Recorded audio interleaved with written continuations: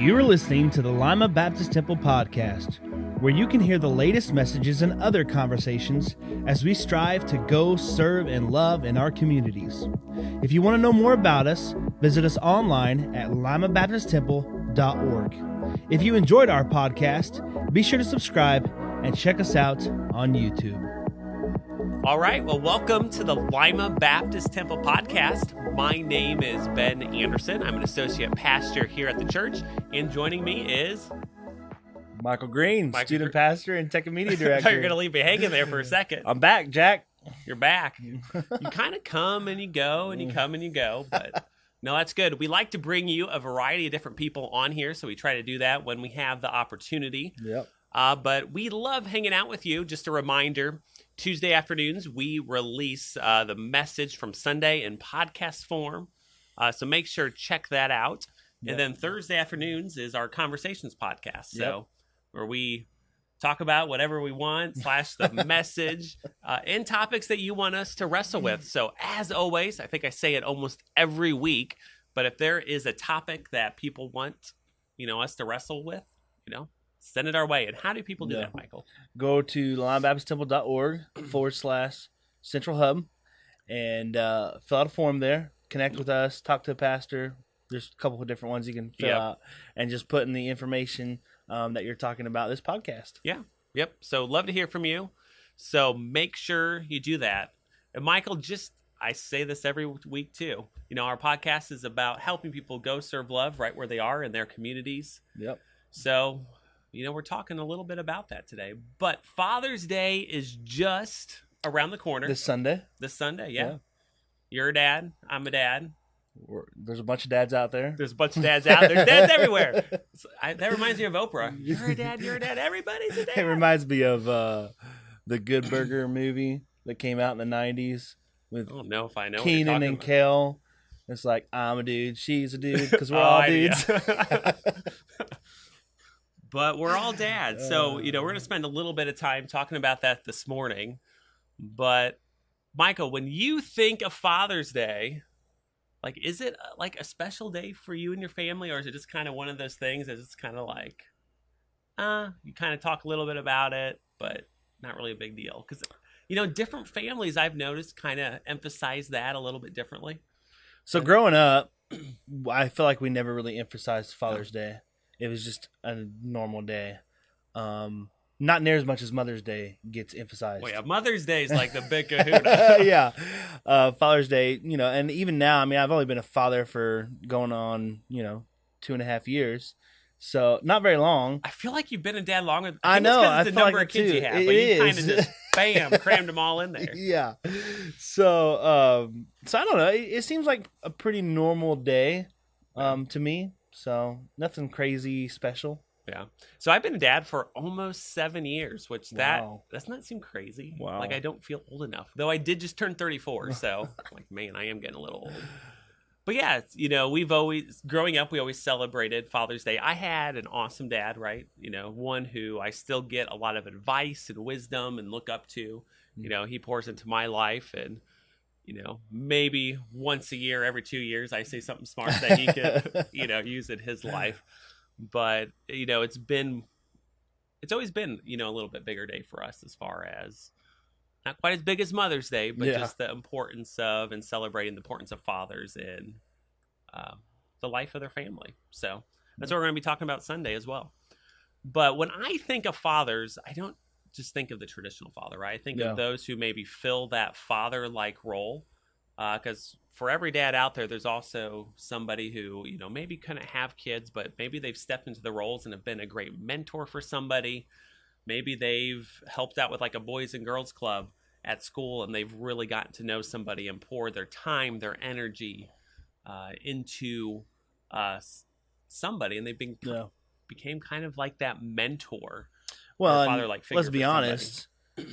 There's a lot of crappy dads out there. There are. There's a lot of dads who are not doing what they have been gifted to do.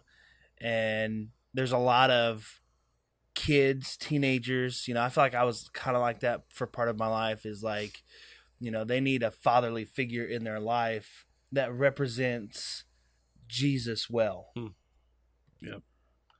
Yeah, and I think Satan will literally do almost anything to like fracture that father relationship in a family. And I should have probably looked up some stats, but I don't have any. But the percentage of families in America without fathers is, only growing. That number is getting bigger and bigger and bigger. Well, and the role of the father is being downsized by the media. Yep. And, common culture. And, it's like every sitcom or every TV show you watch, like the dad is always representing some goofy idiot it's true. guy. And so, when you see that model, that doesn't help. You don't see that. You don't see in the public's eye modeled the importance of the father in the role that he is in, and how he should lead and guide and direct his family. I think of Tim Allen. Yeah, Home I was Improvement, just going. And then, so there was Home Improvement back in the day, and then now he's like Last Man Standing, and he's a funny guy, and it's fun to watch him. But you always just see him being goofy and having fun and doing stupid stuff. You never really see him in those shows lead his family in a good direction or make a big decision that's gonna, affect their family in a big way, or pull a kid aside and have a heart-to-heart with him, and you don't see that. Yeah. So, well, it's almost like there's this underlying current that, hey, dads are, like you said, just a goofy, don't really contribute much, more of that nuisance, and almost like, hey, we're almost better off without you. Yeah. So I think a lot of that contributes to, a lot of, the fatherless homes and the opportunity for people to step into that role. Yep. In various shapes and form, whether that's through a formal, program through a church or a school, or maybe it's, a neighbor kid. Yeah. But I thought it'd be cool to spend some time talking about just the importance of mentors in our life. I know you have mentors, I have mentors, I had them back in the insurance field. I have them, today. One of them is my own father, and I have others outside of that in the business world and ministry world, but just the importance of that. Yeah. As I was kind of thinking about this topic of mentors, I was thinking of Proverbs 13:20, and I jotted it down here in the notes, but it says, "Whoever walks with the wise becomes wise, but the companion of fools will suffer harm." So who we hang out with, who we're getting advice from, we're gonna reap those same benefits or not so good things. Well, we're gonna become like them. So it's important that we put ourselves around the right people. Like, instead of just hanging out with your buddy because he's your buddy, like, are you gaining something from them? Is there some back and forth there of growth, or are you just hanging out with him because he's fun and he likes to go shoot guns and go hunting or go to the bowling, whatever it is, that those common interests. And that verse for me too is like, we have to put ourselves in a place to be around people that we want to be like. Yep. Like, if you see somebody and you're like, hey, I want to be like that person, I want to be, there's a quality in them that you're like, I want to be that way. Yep. Like, I aspire to be that. We've got to put ourselves in a position to be around those people, and being in close proximity with those people. I look back at this isn't about dads; it's actually more about grandmas. But I look back at my life, and when I was in high school, I used to go to a ceramic shop after school and hang around this group of old ladies. And we would paint ceramics together. And the reality is, I hung out with them because I wanted to be wise. I wanted to be smarter, older, more mature. Like, I put myself in that position because, I was able to grow in that area of my life. Yeah. And, that was a result of having that void probably at home, right? Yeah. I was even just having this conversation with, somebody I meet with regularly, somebody I'm pouring into. And we were just talking about how, sometimes our friends kind of change over time, right? And he was talking about this guy who just always likes to come and it's last minute. And, the guy I meet with has a family now, and it's just all about having fun and, all these things. But just the importance of, kind of drawing lines, and not that you can't be their friend anymore, but you're going to have to start looking and kind of aligning with what your priorities are. And surrounding yourself with people who you want to become with. Yeah. But there are 3 types of guys that other guys need in their life. So I thought it'd be fun to talk through these. The first one we've kind of talked a little bit about, but it is a mentor. That's typically somebody who is a step ahead of you in life, and that can pour into you, give you that wisdom because they've had this life, experience. They can give you that guidance. You can go to them because they've been through, those similar, situations that you're going through. And you just mentioned it before, typically you want that person you want them to have skill sets that, you want to gain, right? I probably, Christian character, that could be, a broad range, but if I'm looking more for skill set, right, I'm not going to go to a car mechanic if I, want somebody that's in a leadership role in a church. But, we need to look for that person who's, willing to pour into us, that's maybe a little bit ahead of us in life. That's, kind of been through. Well, and talking about dads is hopefully, for a lot of us that can be our dad. Yep. But for some of us who it can't be or isn't our dad, we've got to find that person. And I was fortunate enough that there was a guy in my church growing up that sought that out for me. Like him and his wife were our youth leaders. And, they sought out a relationship with me and investing into me. And I didn't even know back then what a mentor meant. Yeah. I didn't know, I just knew these people loved me. They cared about me. I admired who they were. And they're older, they were a little older than me. I mean, they were empty nesters when I was in high school, so they were a little older. But even to this day, when I go home, they're people that I go see, or I might even stay with them a couple of days. And when it's Mother's Day and Father's Day, I text them and say, "Hey, happy Mother's Day and Father's Day." I text my own parents too, but they were kind of my spiritual and my church parents. That's good. Who really invested into me without me even knowing it. It's that's, working in student ministry is one of the biggest ways that you as an adult can be a mentor to somebody. Yeah. I think, don't be afraid to reach out to people. I know it can be kind of intimidating.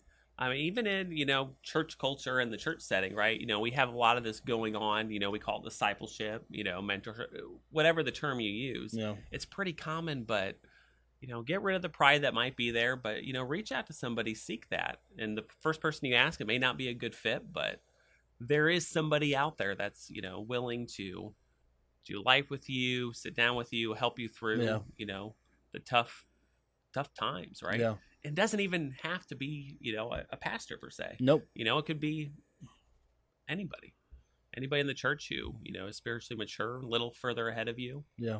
And ready to pour into you. Another type of guy that we need in our life is the side-by-side teammate. So, right, somebody that we're kind of doing life with, not necessarily a mentor, but they're still kind of that back and forth, right?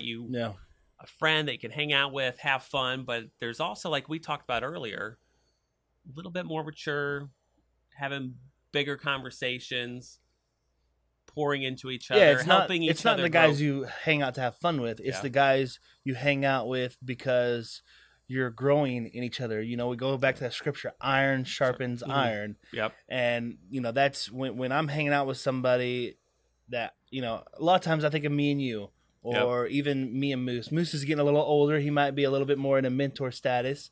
But it's having that, when I was in the internship, I had all the other guy interns that we could hang out together. We could watch movies together. We could, go swimming or go to the arcade. But during those times when we're having fun, we're having heart-to-heart discussions and conversations about what's going on in life.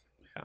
And honestly, I don't think us guys, we have a lot of those people. I mean, I don't even know if I could list 5 of them really in my life. I mean, I have people I hang out with and I have, outside of my, small group, but, the people that we're with, multiple times a week. And I think a lot of times for guys, if they're Christian people, it can be people you work with because you're just naturally, together a lot. But you have the mentor, you have the side-by-side teammates. And I think this one, for me, is the most fun. But it's that, person that's younger than you, that wants a mentor, kind of like your protege, right? Somebody who's up and coming that you're pouring into. Yeah. But they want to learn from you. They want to grow as a follower of Jesus. And I think that's important. We need to give back. If you just think of all the different people that have poured into, just our lives, our ministries, us becoming, the dads, the men, the leaders that we are today, we need to start thinking about who are we doing that for? Yeah. Yeah, I would agree with you. I think this one's the most fun, but I also think it's the most important. Because if you're not pouring into somebody else, that person someday isn't going to expect to look for a mentor or look for a side-by-side mentor. If the and it's kind of this full circle. Like if this isn't happening, then this won't happen. Like a and life this won't cycle, happen. Yeah, it's kind of like this full circle. And if this isn't happening, I know mentorship is important because I had a man in my life that mentored me. Because I've had people in my life that I work beside me, that we encourage each other and we sharpen each other. And, you learn through experience, you learn by example. Yep. And if this one isn't happening, then slowly we're going to see the idea of discipleship, the idea of mentoring die off. And I think we've seen that.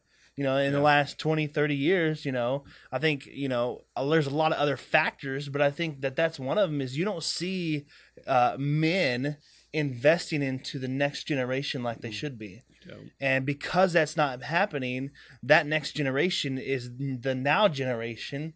And they're like, well, I don't need it. I'm good to be by myself. That macho, tough, like, I can handle anything. I got broad shoulders and, I don't need to talk to anybody about this, or I don't need anybody's opinion on this. I'll just make a decision. And, it's like we're modeling for the next generation what they should expect. And, we've done a pretty bad job at it as a culture and as a generation, and we've got to do better at it. And speaking from personal experience, this is not my forte.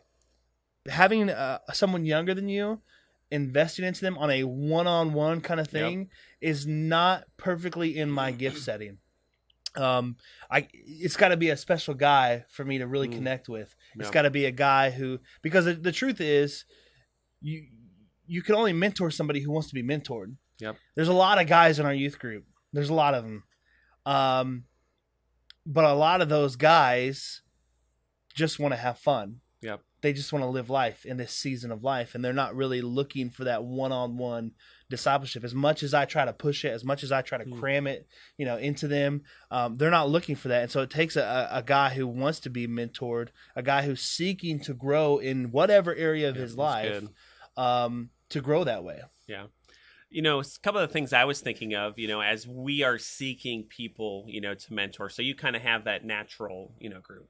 You're a youth pastor. I'm a pastor. We both have it. But I think some questions that even we can ask ourselves, are other people naturally drawn to us? And depending on our personalities, you and I would probably answer that a little bit different, just based on our personalities. But, how are people drawn to us, and how can we be better? Not saying we just want to be this fun person that people just want to hang out with, but how can we open ourselves up so people are drawn to us so that we have potentially more of those opportunities? And then, it's just simple as making ourselves available, with the different people, that we have. Say, hey, I'm here for this. But again, with everything, when you say yes to something, that means you're saying no to something else. Yeah. And, a warning I would have for, young families, just be careful with how much you're saying yes. I honestly think you should be probably saying no more than you're saying yes. It'll keep the family happy, the wife happy, and everybody else in between. But those are the three things, are the three types of people we should have in our life. The mentor, that side-by-side teammate that we're, doing life together. And then that protege, who's that person you can pour into that's up and coming and, has an interest in, maybe what you do and can grow them closer to Jesus. But the last thing I thought we'd talk about is, and what I just kind of started a little bit, but how can we better foster these types of relationships in our life?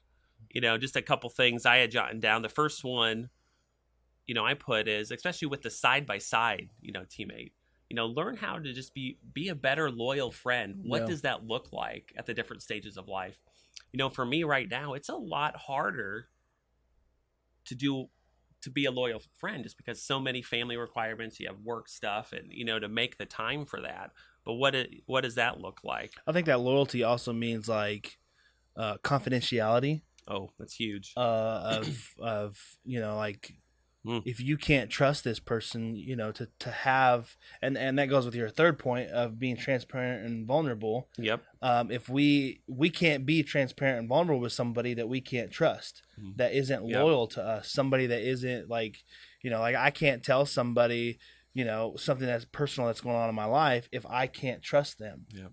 You've got to be able to trust them. And, I think, men in general don't have as much of a problem with this.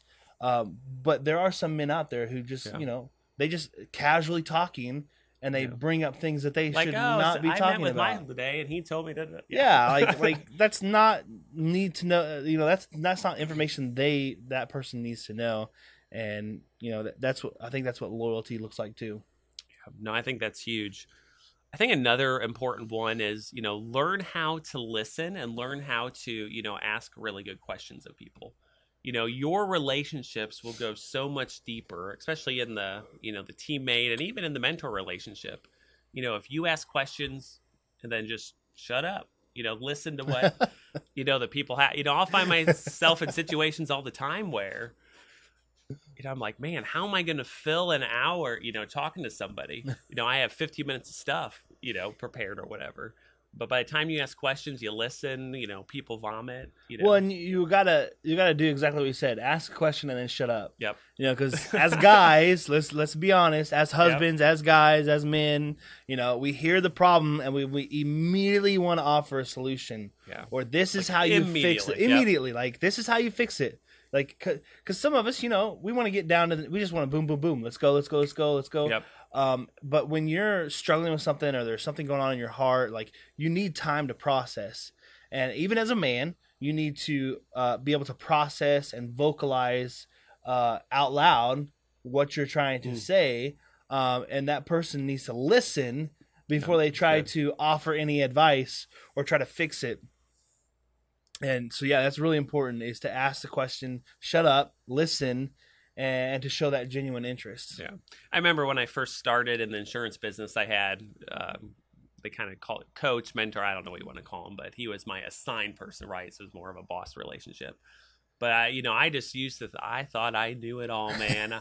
I was 22, I was a young punk, and go in, sit down with somebody, and I just go, I just remember he's like, Ben, shut your mouth, ask a question, listen. And that, time period in my life really helped, with the other things. Because now I love that awkward silence, like, especially in a small group setting. Like, I lean into it. I eat it up. You ask a question and I can look around the room for 30 minutes. And it's always like, fine, I'll talk, But so important, especially in the friendships and the mentorship and when you're working with a protege or somebody who's up and coming. Yep. But it all goes back to Proverbs 13:20. Whoever walks with the wise becomes wise, but the companion of fools will suffer harm.